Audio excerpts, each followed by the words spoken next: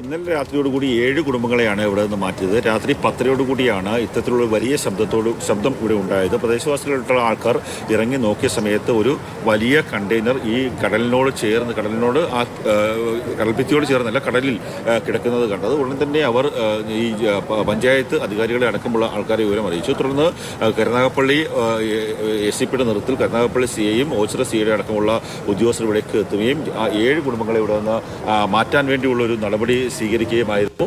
ഇപ്പോൾ പ്രദേശവാസികളായിട്ടുള്ള ആൾക്കാരൊക്കെ തന്നെ ഇവിടേക്ക് എത്തിയിട്ടുണ്ട്. അവർക്കൊക്കെ തന്നെ വലിയ രീതിയിലുള്ള ഒരു ആശങ്കയുണ്ട്. കാര്യം എന്താണ് ഇവിടെ സംഭവിച്ചൊരു ആശങ്കയുണ്ട്. ചേച്ചി എന്താ കണ്ടത്? ഞങ്ങള് നോക്കിയത് കടലിൽ എന്തോ പൊട്ടുന്ന പോലുള്ള ശബ്ദമായിരുന്നു. അപ്പൊ ഞാനും മോനും കൂടെ ഓടി വന്ന് നോക്കുമ്പോഴത്തേക്ക് ഇതിങ്ങനെ കുറച്ച് ഭാഗം കല്ലുമായിട്ട് കിടന്ന് അടിക്കുവാന്ന് വിചാരിച്ചു. വീണ്ടും ഈ ശബ്ദം കേട്ടുകൊണ്ട് വന്ന് നോക്കുമ്പോഴാണ് ഇത് കണ്ടെയ്നർ ആണെന്ന് മനസ്സിലായത്. ഈ വാർത്തയിലൊക്കെ നമ്മൾ നേരത്തെ കണ്ടതുകൊണ്ട് പെട്ടെന്ന് തന്നെ മനസ്സിലായി. അതുകൊണ്ട് തന്നെ ഞങ്ങൾ പെട്ടെന്ന് തന്നെ പ്രസിഡന്റിനെ വിളിച്ചറിയിച്ചു. പേടിയായിരുന്നോ? ഭയങ്കര പേടിയായിരുന്നു. എന്തുവാണെന്ന് അറിയാൻ വയ്യാത്തൊരു എന്തോന്നുണ്ടായിരുന്നു. അതിശക്തമായ മഴയും ഭയങ്കര കാറ്റും കാരണം ഞങ്ങൾ പിന്നെ ഞങ്ങള് വീണ്ടും വന്ന് ഇതെന്തായിരിക്കും എന്ന് പറഞ്ഞുകൊണ്ട് നോക്കിയപ്പോഴാണ് ഇത് കണ്ടത്. പെട്ടെന്ന് തന്നെ ഞങ്ങൾ പ്രസിഡന്റിനെ വിളിച്ചു. മനസ്സിലായിരുന്നു അവിടുത്തെ ത്തിലും ഇതുണ്ടായിരുന്നല്ലോ, കപ്പല് മുങ്ങി എന്നുള്ളത്. അപ്പൊ അതുകൊണ്ട് ഞങ്ങൾക്ക് മനസ്സിലായി. പിന്നെ ഇത് പരിശോധനയെല്ലാം കഴിഞ്ഞിട്ട് വന്നിട്ട് പറഞ്ഞു ഇത് കാലി കണ്ടെയ്നറാണ്, വേറെ കുഴപ്പമൊന്നുമില്ല. ആദ്യമൊക്കെ എന്ന് പറഞ്ഞായിരുന്നു.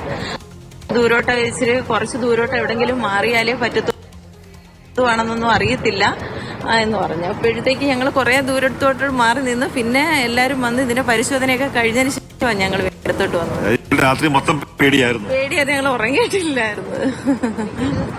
പ്രദേശവാസികളായിട്ടുള്ള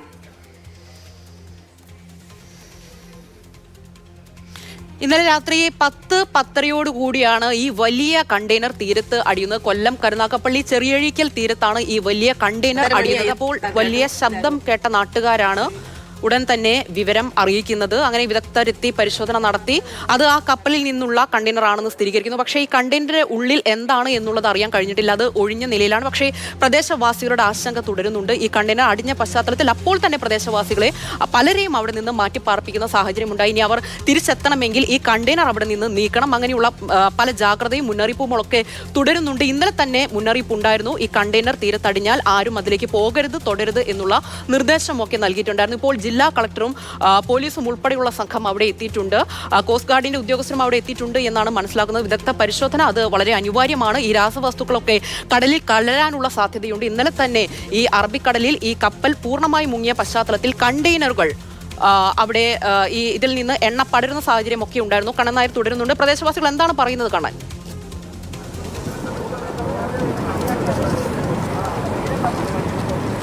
ഈ പ്രദേശവാസികൾക്ക് ഇന്നലെ വൈകിട്ട് വലിയ രീതിയിലുള്ള ആശങ്ക ഉണ്ടായിരുന്നു. കാര്യം ഇതിനകത്ത് എന്തെങ്കിലും രാസവസ്തുക്കളുണ്ടോ അല്ലെങ്കിൽ ഇന്ധനമോ മറ്റു കാര്യങ്ങളോ ഉണ്ടോ, എന്താണ് ആ കണ്ടെയ്നർ ഉള്ളിലുള്ളതെന്ന് സംബന്ധിച്ചൊരു കൃത്യമായൊരു വിവരം അവർക്കുണ്ടായിരുന്നില്ല. അതുകൊണ്ട് തന്നെ അവർക്ക് ആശങ്ക ഉണ്ടായിരുന്നു. ആദ്യം തന്നെ 7 കുടുംബങ്ങളെ ഇവിടെ നിന്ന് മാറ്റാനുള്ള നിർദ്ദേശം പഞ്ചായത്തിന്റെ ഭാഗത്തു നിന്ന് വന്നു.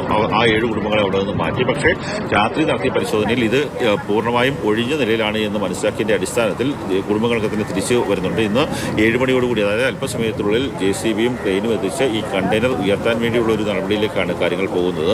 കാര്യം കൂടുതൽ കണ്ടെയ്നറുകൾ ഒന്നുകിൽ ആലപ്പുഴ തീരത്തേക്കോ അല്ലെങ്കിൽ കൊല്ലം ജില്ലയുടെ തീരത്തേക്കോ എത്തും എന്നുള്ള ഒരു കാര്യം നേരത്തെ തന്നെ ഉണ്ടായിരുന്നു. അതിന്റെ അടിസ്ഥാനത്തിൽ ഈ തീരമേഖലയിലൊക്കെ തന്നെ കടുത്ത ഒരു ജാഗ്രതാ നിർദ്ദേശവും നൽകിയിരുന്നു. പക്ഷേ ഇന്നലെ രാത്രി ഏതാണ്ട് 10:30 ഇത്തരത്തിലുള്ള ഒരു സംഭവം ഉണ്ടായത്. ആ വലിയ ശബ്ദമുണ്ടായ സമയത്ത് ജനങ്ങൾ എന്താണ് കടലിൽ സംഭവിക്കുന്നതെന്ന് അവർക്ക് മനസ്സിലായില്ല. അവർ ഇറങ്ങി നോക്കിയപ്പോൾ കടലിനോട് ഇപ്പോൾ കാണുന്ന ദൃശ്യങ്ങളിലെ പോലെയല്ല, കടൽഭിത്തിയോട് ചേർന്നല്ല, കുറച്ച് അകലെ മാറി ഒരു വലിയ കണ്ടെയ്നർ കിടക്കുന്നത് കണ്ടു. ഉടൻ തന്നെ അവർക്ക് നേരത്തെ തന്നെ അവർ കാര്യങ്ങൾ ഈ തീരമേഖലയിലൊക്കെ തന്നെ ഇങ്ങനെ കണ്ടെയ്നർ വരാൻ സാധ്യതയുണ്ട് എന്നുള്ള ഒരു നിർദ്ദേശമുണ്ടായിരുന്നു. അതിൻ്റെ അടിസ്ഥാനത്തിൽ അവർ പഞ്ചായത്ത് അധികാരികളെ വിവരമറിയിച്ചു. തൊട്ടു പിന്നാലെ പോലീസ് ഉദ്യോഗസ്ഥരടക്കമുള്ള ആൾക്കാരെത്തി. അവർ എത്തി കാര്യങ്ങൾ പരിശോധിച്ചു. ആ സമയത്താണ് ഇതിൽ പൂർണ്ണമായും ഒഴിഞ്ഞ നിലയിലാണ് കണ്ടെയ്നർ എന്ന് മനസ്സിലാക്കിയത്.